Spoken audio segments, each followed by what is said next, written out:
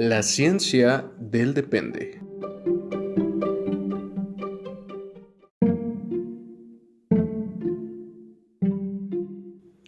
Las opiniones aquí expresadas son entera responsabilidad de quien las emite y no representan el pensamiento institucional de las organizaciones en las que colaboran nuestros conductores.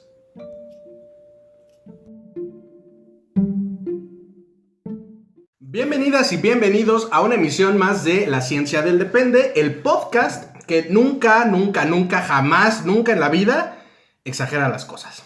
Yo soy Víctor y estoy acompañado de Alejandro y aparte de, otra vez, la única, la inigualable, la más ella. La más experta. La más experta, la más distorsionadora, la más sonriente, dices.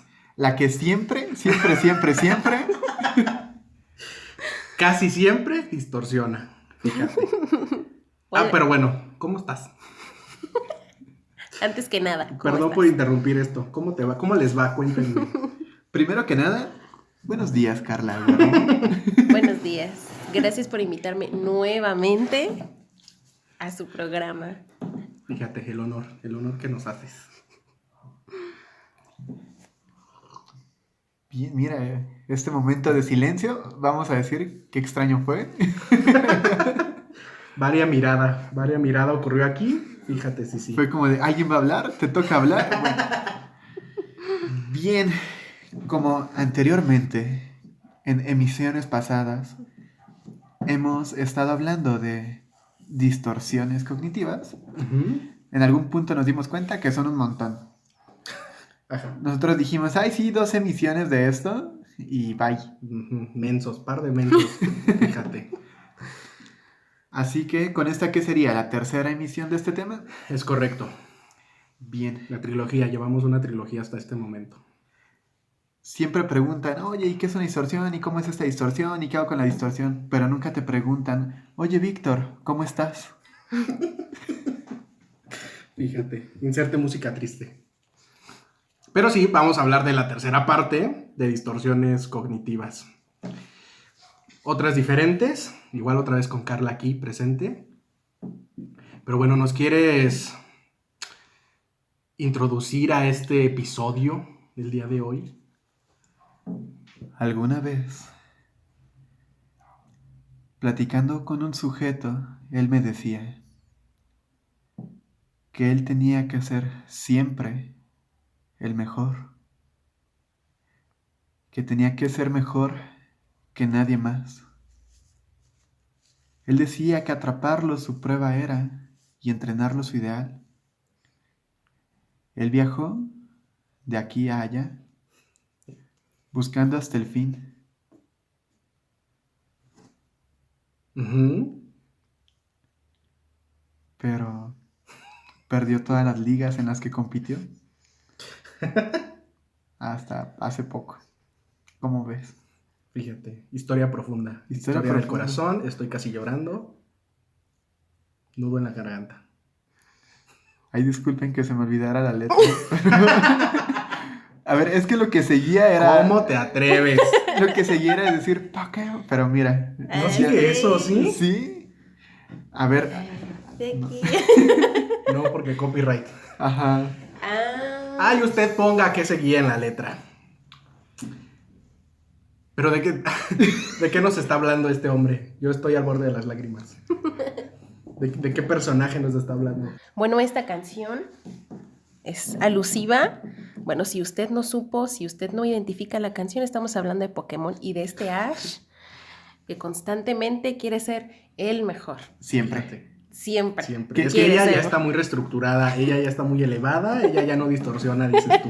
Que a ver, creo que este chiste voy a decir que solo aplicaba para los que vieron Pokémon en doblaje bueno, latino. Sí. Porque aquí estoy viendo la letra del que es en el español de España. Ajá. Y no dice siempre, dice llegaré a ser el mejor que habrá jamás. Mi causa es ser entrenador tras mi gran prueba real, ajá. Estoy identificando que en España sí hay presupuesto para salud mental, salud mental y no aquí. Allá no distorsionen.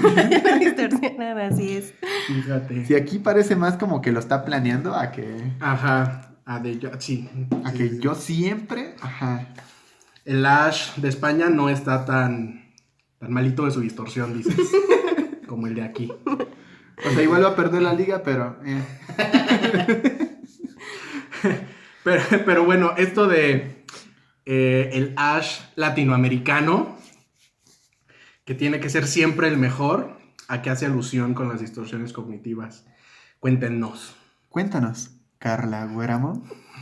Pues es alusión a esta, voy a decir, demanda personal Ujú. de que por ciertos aprendizajes me doy a la tarea de realizar o de hacer las cosas de la mejor manera, y si no es así, pues es una catástrofe o es Fíjate. terrible.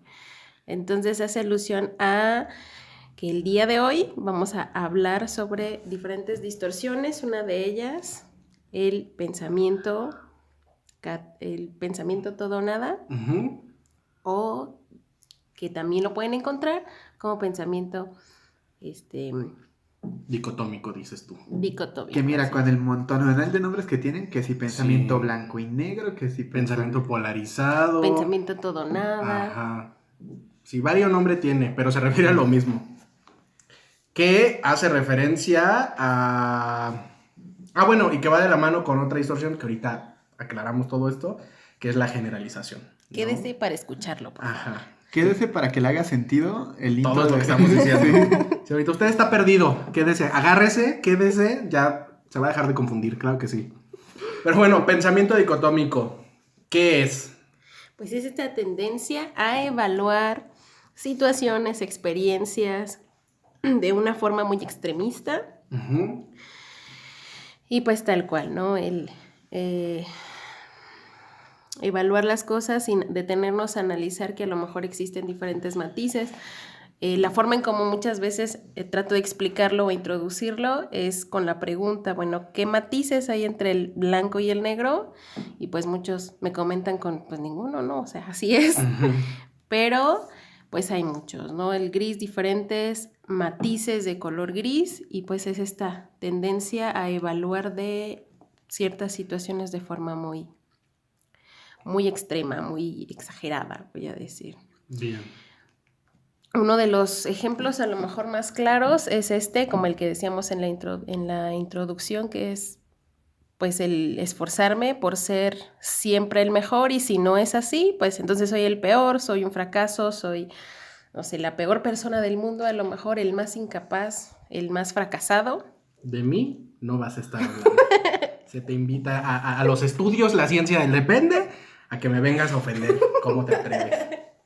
Pero sí es cierto, así funciona el pensamiento dicotómico. Que es como en esta idea de... como solo evaluar incluso polos opuestos, ¿no? Ujú. Extremos opuestos.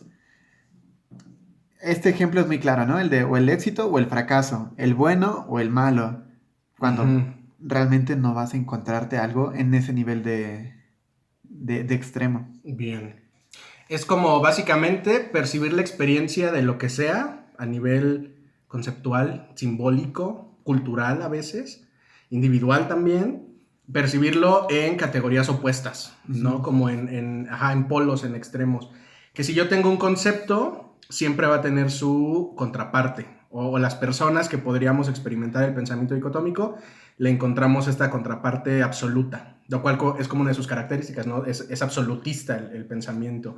Porque entonces, o somos mejores amigos, o nos odiamos y nos caemos mal y me caes gordo y toda esta situación, ¿no? O te amo o te odio. O te odio, ajá.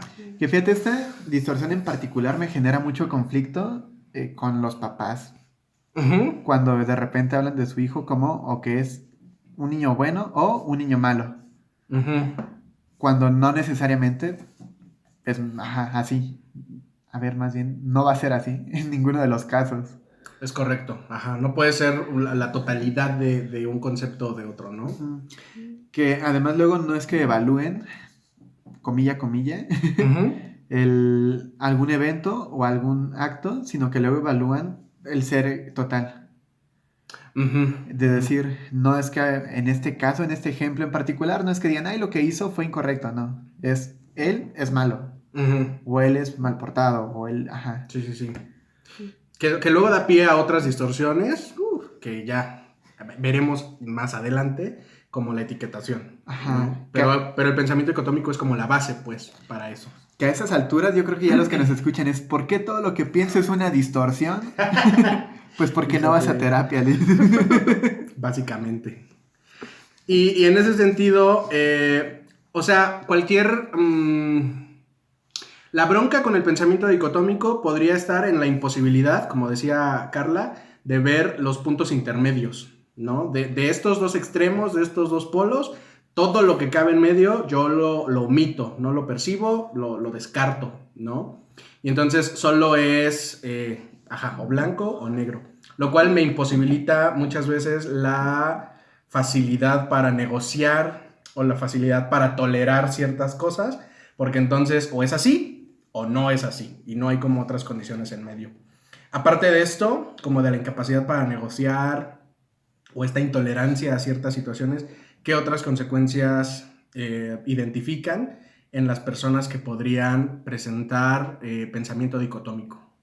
Pues muchas de las veces pudiéramos hablar de una persona, voy a decirlo así, rígido o inflexible, porque sus relaciones van a estar basadas entre estos. Si yo, no sé, actúo de cierta manera, espero que la otra persona también lo haga de la misma manera como yo actuaría, ¿no? Y si no es así, entonces no le importa la relación, no le importo yo, no le importa pues absolutamente nada de lo que yo haga, y esto pues provoca estos roces, estas dificultades en las relaciones interpersonales del individuo. Entonces pudiera ser una de las posibles consecuencias de este tipo de distorsión. Ok. Creo que de la mano entonces con esta inflexibilidad generada podría también caerse en los fanatismos extremos. De decir, todo lo que hace aquello a lo que soy fan es bueno, y todo lo que hace el contrario es malo. Ok. Ahí es donde también se puede percibir un poco. Bien. Que también, con este ejemplo que nos pone Alejandro, una de las bases del pensamiento dicotómico, o más bien, en nuestra cultura en donde más podemos ver el pensamiento dicotómico, es en los procesos de juicio moral, ¿no? Si yo, como cualquier persona, bajo ciertas experiencias categorizo que hay algo bueno y algo malo, que esto es un juicio de valor y es de un orden moral, estoy metiendo todas las características de algo hacia el costal de lo bueno o al costal de lo malo, ¿no?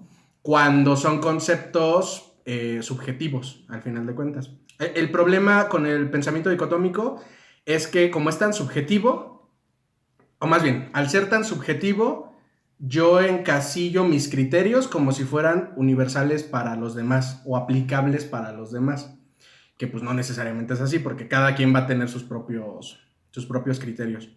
Y de ahí que se pueda percibir esto que comenta Carla como de la inflexibilidad o pues, diferentes situaciones, ¿no? Porque no solo aplica pues con lo bueno o con lo malo, eso sería lo más común culturalmente, pero aplica básicamente con cualquier concepto y su contraconcepto. Que al menos aquí he visto que se da mucho ante cuestiones que son generadoras de debate. Porque se vuelve en un punto rígido e inflexible en el cual nos metemos a un asunto en el que es o rechazo total X propuesta o es aceptación total de esa misma propuesta. Y es donde podría existir tanto conflicto en estos tipos de temas. Bien. Y tal vez un poquito fuera de que solamente sea a lo mejor por generar el debate entre varias personas o entre un grupo de personas, hablemos también desde la parte interna, ¿no? Yo lo he visto en algunos consultantes que son o que tienen una religión muy arraigada en la que muchos de sus comportamientos, precisamente porque no entran como en esta estructura religiosa, si ya hacen algo mal vas a ser castigado y te vas a ir al infierno, y bueno, y hay personas que de verdad esta estructura moral religiosa que tienen no le permiten de alguna manera ser flexible para poder ser o tener esta libertad de actuar en función de algo que quieren y no en función de lo que hacen, que es cómo les dicta una religión que deben seguir, ¿no? Entonces, esto sí causa mucho conflicto interno en alguna persona, a lo mejor no solamente en esta parte religiosa, pero probablemente en esta estructura moral que desde que son jóvenes se les está educando bajo este concepto religioso, y que a futuro, pues, ya es un juicio personal que cada quien hace conforme a los comportamientos que tiene, evaluados como que son correctos o incorrectos. Y entonces esto es muy angustiante. Llegan a vivirlo de una manera pues muy fuerte, ¿no? Enjuiciar o encasillar sus comportamientos de una forma muy negativa, alusivo a lo mejor a que son una mala persona o actúan mal, y que no hay esta flexibilidad para identificar lo contrario a que es una mala persona, ¿no? Sino se evalúa por completo rasgos de su persona, y no se evalúa, como debería ser idealmente, solamente una conducta por lo que es o un pensamiento por lo que es. O sea, entenderlo como de manera aislada. Así y más es. bien lo globaliza. Uh-huh. O dicho de otra manera, lo generaliza. Fíjate, sí. Que nos vamos a mover para allá. Sí. Explícanos, Víctor Soria. Fíjate, tratándome como invitado. Otra vez, qué honor, fíjate, que estés aquí. Sí, así agradecemos a Carla Guéramo por invitarnos a su programa. Bienvenidos. Fíjate. Generalización. Dícese de generalizar. Muy bien, bye, se acabó el programa. Y esto fue La Ciencia del Depende. No, generalizar implica... Bueno, vamos a poder observarlo. Bueno, a ver, déjenme organizo. El pensamiento dicotómico es sumamente complicado de identificar, como por sí solito. Es decir, si yo, Víctor, presento pensamiento dicotómico, me puede costar mucho trabajo ubicarlo. Una de las formas para hacerlo es por medio de la generalización, porque casi siempre van pegaditos, van uno ayudándose al otro. Entonces, la generalización básicamente la podríamos observar por dos vías. La primera es que a partir de experiencias pasadas, por la ocurrencia de una situación particular en un contexto específico, de manera aislada, en un tiempo, en un contexto, pues, yo anticipo que todos los escenarios posteriores similares van a ser iguales en su funcionamiento, en su impacto o en sus consecuencias, ¿no? Es decir, yo... una vez que, no sé, en una relación de pareja haya vivido infidelidad, ese evento hace que yo generalice las relaciones de pareja y entonces evito relacionarme de nuevo, ¿no? Porque me van a volver a ser infiel, porque todas las mujeres son iguales, porque el amor no existe y todos los que tienen pareja solo están fingiendo, o sea, no sé. Eso por un lado. Y por el otro, que a lo mejor es la forma más... sencilla de observarlo, pues es en el discurso, ¿no? Cuando utilizamos palabras como el siempre, el nunca, el todos, nadie, jamás, que son absolutos. De ahí que vaya de la mano con el pensamiento dicotómico. Qué bonita forma de describirlo. Qué interesante lo hace sonar. Fíjate. Hasta parece que todos estamos generalizando lo bien que sonó como lo dijiste. Fíjate. Y básicamente, pues bueno, de ahí podríamos asumir que la generalización es una distorsión porque pues la realidad o las experiencias no son absolutas. O sea, rara vez lo son. De hecho, yo me atrevería a decir que no lo son, pero nosotros lo asumimos como que sí, ¿no? Un poco como, por ejemplo, esta idea de... todas las mujeres son iguales. Eso es falso, eso es una distorsión, es un error de pensamiento por varios elementos. ¿Identifican cuáles? O sea, ¿por qué este pensamiento es una distorsión? Pues uno de ellos sería porque efectivamente usted, señor, señora, no conoce a todas las mujeres del mundo, ¿no? Ujú. Desde ahí podríamos empezar. Número 1, ajá. Y porque en todo caso, mira, si de una sola persona es difícil, voy a decir imposible, Ujú, conocer todos los rasgos, ujú. llevarlos a todas las personas es, mira, que es imposible por 2. Básicamente, ¿no? Y lo que va a pasar es que si yo estoy pensando que todas las mujeres son iguales, o sea, estoy generalizándolo, yo ya empiezo a generar procesos de descarte sobre cierta, para lo que me funcione, ¿no? El que todas las mujeres sean iguales. Cuando, pues a partir de estas dos premisas que ustedes comparten, pues es una idea falsa. Porque recordemos siempre que la distorsión es distorsión porque no se apega a un criterio de realidad, vamos a llamarlo así. Como esta que yo he escuchado, mira, este ejemplo lo he escuchado demasiadas veces, Ujú. y es decir, todas las personas que escuchan X género de música tienen cierto nivel educativo. Ok. No voy a decir qué género de música, Ni qué nivel qué educativo. nivel educativo. Pero todos lo sabemos, se escucha, se dice en Sí, la cultura. claro. Todos los que escuchan música clásica seguramente tienen por ahí un postdoctorado. Ajá. A eso me refería. Ajá. Mal pensados todos, dices. Sí. Y que eso, por ejemplo, tiene connotaciones obviamente individuales, como ya decía Carla, pero también sociales, culturales, porque, spoiler, el pensamiento dicotómico y la generalización son la base del prejuicio o de los estereotipos o... ya lo decía Carla, con las creencias religiosas, pero aplica a cualquier otro sistema, por ejemplo, que si tu clasismo, que si tu racismo, que si tu machismo, Que si tu homofobia. la homofobia. Discriminación. en Ajá, general. o sea, todas esas cuestiones que a lo mejor a nivel clínico son menos frecuentes de observar, pero a nivel social, pues existen, ¿no? Entonces, estas distorsiones en particular obviamente nos afectan a nivel individual, pero también alcanzan a tener un impacto a nivel social, cultural. ¿Tienes algún otro ejemplo? Carla Huéramo. Sobre generalización, Ujú. pues creo que ya lo han dicho todo, ¿no? En su mayoría, que es esta Fíjate, tendencia La señora constante. generalizando. Y aquí Ya escribimos un dijimos libro en todo, 10 minutos. ¿Cómo te atreves? Bueno, las generalidades de esta generalización ya fueron mencionadas por mis dos compañeritos.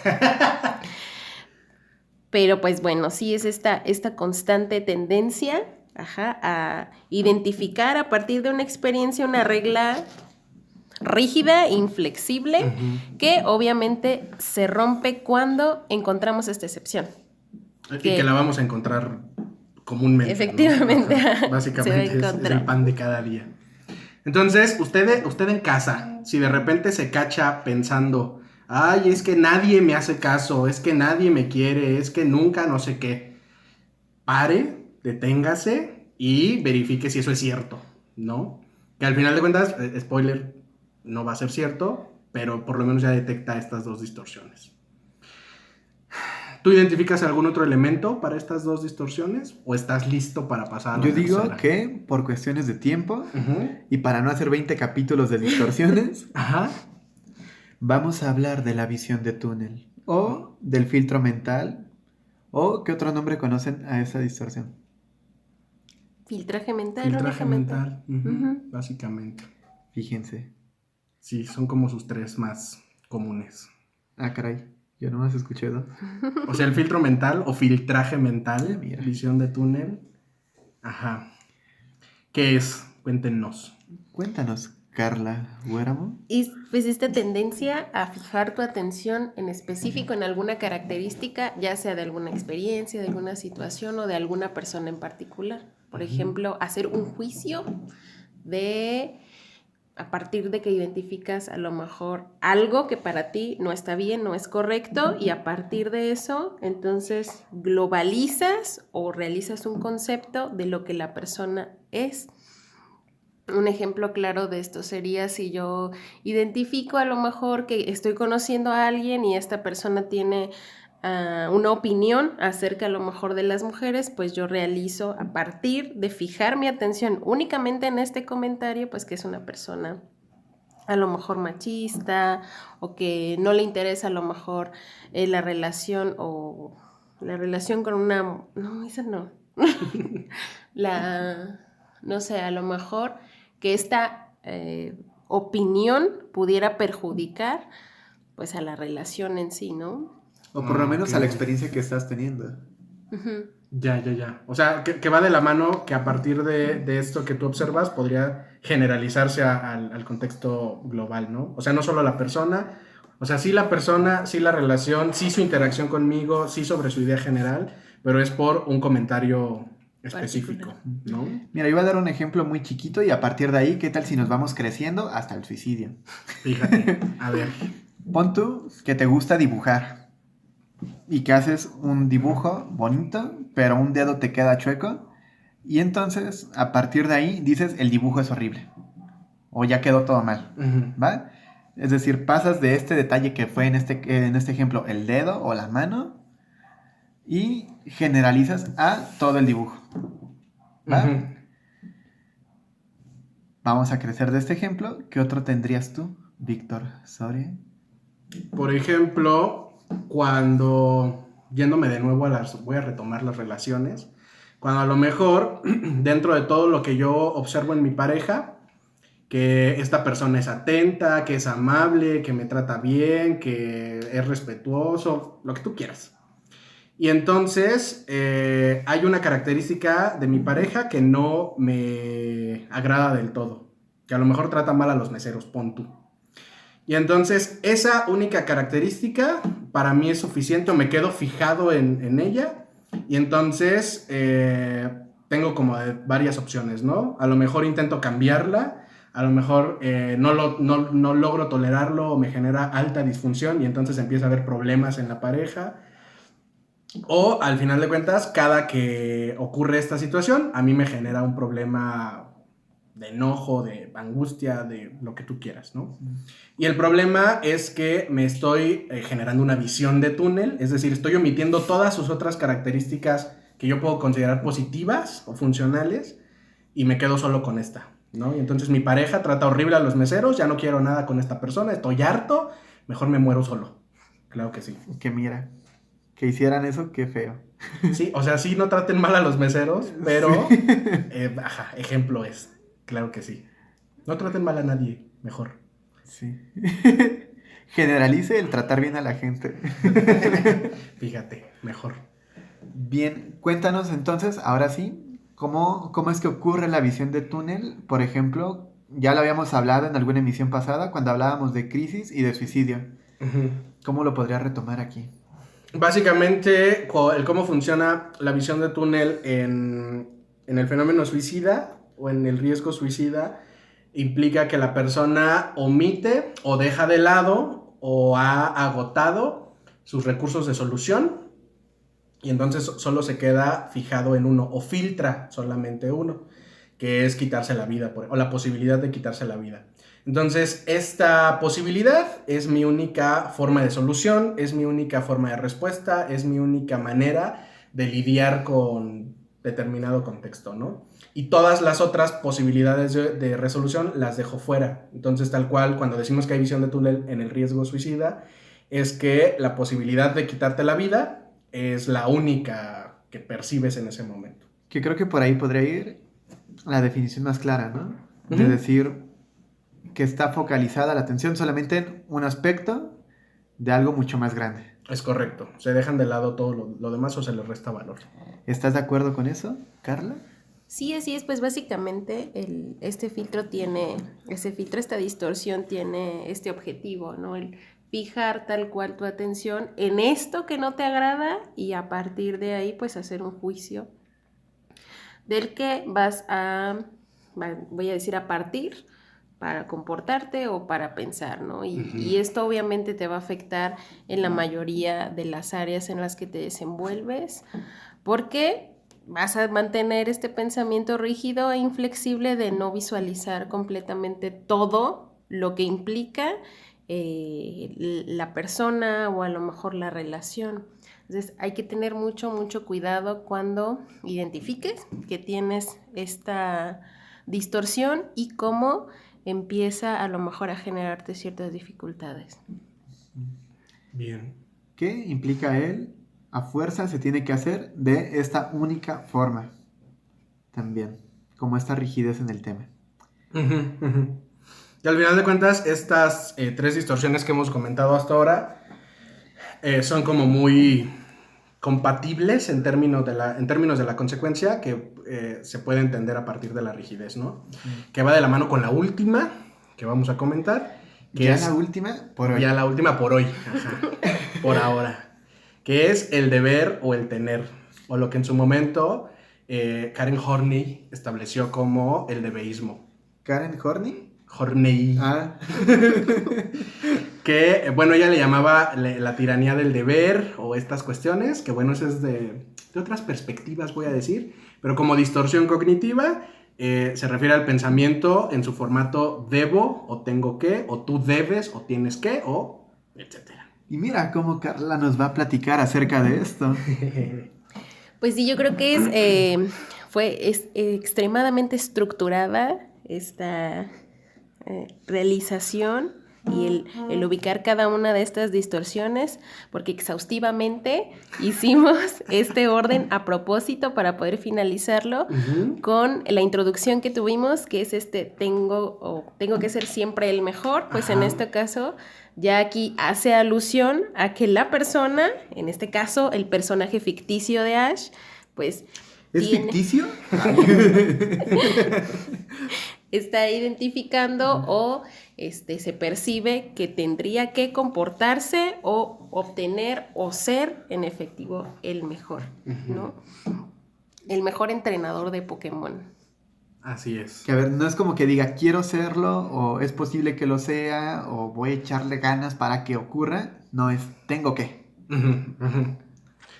El problema con la distorsión, o más bien, cuando es una distorsión es porque establecemos una obligación, un deber, fíjate, cuando no existe, ¿no? Habrá contextos en los que tenemos obligaciones y deberes que sí son reales, y entonces ahí no aplica una distorsión, pero hay otros en los que no, ¿no? A lo mejor yo tengo que llegar puntual a mi trabajo, y eso es cierto, porque tengo un horario, porque tengo un contrato, porque tengo una serie de elementos en el contexto que me indican que sí es una obligación, ¿no? Mientras que decir a lo mejor tengo que cenar una hamburguesa hoy, pues es como... Ajá, pues no. Pues obligatorio, ¿no es? Ajá. ¿Te gustaría cenar una hamburguesa? Por supuesto que sí. Pero no es una obligación, ¿no? Y el problema es que podríamos encontrar como varios contextos en los que esta distorsión se dirige hacia básicamente cualquier cosa, ¿no? O sea, yo puedo pensar que yo debo ser buen hijo o que yo tengo que ser buen hermano por las reglas que ustedes quieran, sociales, familiares, culturales, etcétera, ¿no? O que tú como mi pareja deberías tratarme bien, tendrías que ser considerado conmigo, no sé, cualquier situación. O la vida debería ser más fácil, el mundo debería ser más tranquilo, este tipo de situaciones. Que estaría padre que ocurrieran, pero que en ningún lado está establecido que es una obligación para nadie, ni para mí mismo, estas situaciones. Claro, y que ocurre, por ejemplo, con esas personas que se genera la idea de tengo que cuidar a mis papás cuando estén más grandes. Ajá. Y crecen y a lo mejor ni es necesario o no... Es algo que esté dado por sus iniciativas. Ajá. Bien, inclusive,